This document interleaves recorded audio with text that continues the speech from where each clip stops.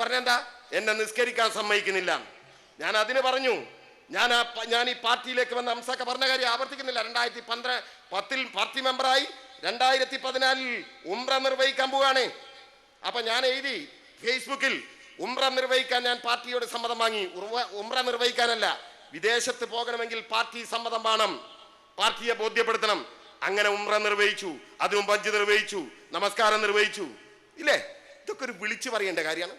എന്നിട്ട് പറഞ്ഞല്ലോ, മോഹൻദാസ് അദ്ദേഹം RSS ആണ്, നമസ്കരിക്കാൻ പോയത് കൊണ്ടാണ് എന്നെ അദ്ദേഹത്തിന് ഇഷ്ടപ്പെടാത്തത്. അതിന് അംസക്ക മറുപടി പറഞ്ഞു. പിന്നെ പറഞ്ഞല്ലോ, എന്തിനാ നിങ്ങൾ ആ മോഹൻദാസ് സഖാവിനെ പറഞ്ഞാൽ പോരെ? മോഹൻദാസ് സഖാവിനെ പറഞ്ഞ അവിടെ നിർത്തിയൂടെ രാഷ്ട്രീയം? എന്നെ മോഹൻദാസ് കോമാളി എന്ന് വിളിച്ചു കളഞ്ഞു. മോഹൻദാസിന്റെ അച്ഛൻ കോമാളിയാണ് എന്ന് പറഞ്ഞ അൻവറിനോട് വളരെ വിനീതമായി സൂചിപ്പിക്കാനുള്ളത്,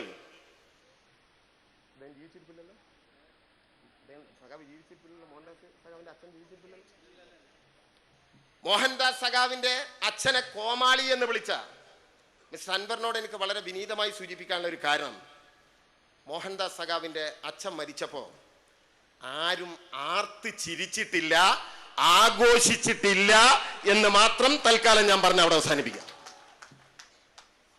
മനസ്സിലായില്ലേ? മോഹൻദാസ് സഖാവിന്റെ അച്ഛനായതുകൊണ്ട് അങ്ങനെ ഒരു അവസ്ഥ ആ സഖാവിന് ഉണ്ടായിട്ടില്ല. അത്രയും ഞാനിപ്പോ അതിനെക്കുറിച്ച് പറയുന്നു. അതാ ഞാൻ നേരത്തെ സൂചിപ്പിച്ചത്. അൻവർ പറഞ്ഞല്ലോ, അൻവർ പറഞ്ഞെന്താ? CPM-കാരെ നോക്കിയിട്ട് പറയാണ്, എന്നെ കുറിച്ച് പറഞ്ഞാൽ ഞാൻ പലതും അങ്ങോട്ട് പറയും. ഞങ്ങൾ പലതും അങ്ങോട്ട് പറയാൻ തുടങ്ങിയാൽ അൻവർ നിൽക്കാൻ കഴിയില്ല, ഉറപ്പാണ്. പറഞ്ഞു തുടങ്ങിക്കോളൂ നാളെ. അങ്ങനെയാണെങ്കിൽ ഇവരൊക്കെ വരും. ഇവരിൽ പലരും പോകില്ല. കാരണം ഇന്നലെ മഞ്ചേരിയിൽ നടന്ന യോഗത്തിന് വന്നവര് ഇന്ന് രാവിലെ കണ്ടില്ല നിങ്ങൾ? ചില ഉത്സവത്തിന് വരുന്ന കച്ചവടക്കാരുണ്ടാവും, മുട്ടായി ചെലവാഞ്ഞാൽ രാവിലെ ആ മുട്ടായി ആയിട്ട് തെരുവിലിറങ്ങും. ഇടവന്ന അങ്ങാടിയിൽ 3-4 മുട്ടായി കച്ചവടക്കാരെന്ന് നമ്മൾ കണ്ടിട്ടുണ്ട്. ഇന്നലെ വന്നവര്. എൻ്റെ നാട്ടിലൊക്കെ ഒരു പഴഞ്ചൊല്ലുണ്ട്, ഇഞ്ഞെന്നാ വാപ്പേ ആര്യാടം വരികയെന്ന്. എന്താ കാരണം എന്നറിയുമോ? എൻ്റെ നാട്ടിനടുത്ത് M. കാരശ്ശേരിയോട് ചോദിച്ചാൽ അറിയാം. കാരശ്ശേരി പഞ്ചായത്തിൽ പതിറ്റാണ്ടുകൾക്ക് മുമ്പ് ഈ ആര്യാടിനൊരു പരിപാടിക്ക് വരുന്നു. ഇപ്പോൾ പീഡിയ കച്ചവടക്കാരൊക്കെ നന്നായിട്ട് ചായയും കടിയൊക്കെ ഉണ്ടാക്കി, നെയ്യപ്പൊക്കെ ഉഷാറാക്കി ഉണ്ടാക്കിയിട്ട് ഇങ്ങനെ വെച്ചു. ആര്യാടം വന്നില്ല പരിപാടിക്ക്, ആള് കുറഞ്ഞു, നെയ്യപ്പം ബാക്കിയായി. കച്ചവടക്കാരൻ വീട്ടിൽ കൊണ്ടുപോയി, കുട്ടികളൊക്കെ നന്നായി തീറ്റിച്ചു. കുട്ടിക്ക് നല്ല വയറൊക്കെ നിറഞ്ഞ് ഏമ്പളം വിട്ടിട്ട് ചോദിച്ചു, ഇഞ്ഞെന്നാ വാപ്പേ ആര്യാടം വരിക എന്നതുപോലെ ഇന്നലെ മഞ്ചേരി അങ്ങാടിയിൽ എത്രയാ പറഞ്ഞത്? 1 ലക്ഷം ആളുകൾ വരും. എൻ്റെ പ്രിയപ്പെട്ട മാധ്യമക്കാരെ, നിങ്ങളെ മുന്നിൽ നിർത്തിയിട്ട് ചീത്ത പറയല്ല. നിങ്ങൾ ഇന്നലെ എന്തെല്ലാം രൂപത്തിൽ കാണിച്ചു. ഇതാ പിന്നെ 1 ലക്ഷം ആളുകൾക്ക് പറഞ്ഞിട്ടുണ്ടെങ്കിലും 10,000 ആളുകൾക്ക് ഇരിക്കാനുള്ള സീറ്റ് ഇവിടെ റെഡിയാക്കി വെച്ചിരിക്കുന്നു. കുറച്ച് കഴിഞ്ഞപ്പോൾ പറഞ്ഞ് മഴയുണ്ട്, എന്നാലും ആള് വരുമെന്ന് പ്രതീക്ഷിക്കുന്നു. കുറച്ച് കഴിഞ്ഞപ്പോൾ ഒരു ചാനലിലെ വിദ്വാൻ പറയാണ്, പിന്നെ ഗൂഡല്ലൂരിൽ നിന്ന് പുറപ്പെട്ടിട്ടുണ്ട്, നാടുകാണി ചുരത്തിലെത്തിയിട്ടുണ്ട്, ഇപ്പം വരും. എവിടെ വരുന്നു? ഇട്ട കസാലയുടെ നേർപ്പാതി കസാല ഒഴിഞ്ഞു കിടക്കുകയാണ്.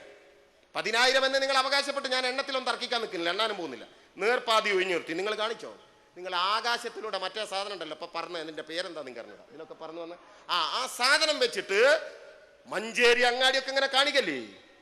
ഞാൻ പറയുന്നത് നിങ്ങൾ നോക്ക്, എത്ര നേരമായി പെരുമഴ പെയ്ത് ഇല്ലേ? ഈ 4ാമത്തെ പ്രസംഗത്തിനും നിറഞ്ഞ് കവിഞ്ഞു നിൽക്കുന്ന ഈ ജനക്കൂട്ടത്തെ കേരളീയ പൊതുസമൂഹത്തിന് കാണിച്ചു കൊടുക്കണം. നിങ്ങൾ മൈക്കുമായിട്ട് ഇറങ്ങണം ഇവിടെ. എന്നിട്ട് പാർട്ടിക്കാരുണ്ടോ എന്ന് ചോദിച്ചാൽ ആർത്തല ചിങ്കുലാബ് വിളിക്കുന്ന പാർട്ടിക്കാരാണ് നിറഞ്ഞു കവിഞ്ഞു നിൽക്കുന്നത്. ഇത് വേറെ ജില്ലയിൽ നിന്ന് വന്നതല്ല, ഇവിടുന്ന് വന്നതാണ്. ഏത് പെരുമയിലും ഇവിടെ ഉണ്ടാവും.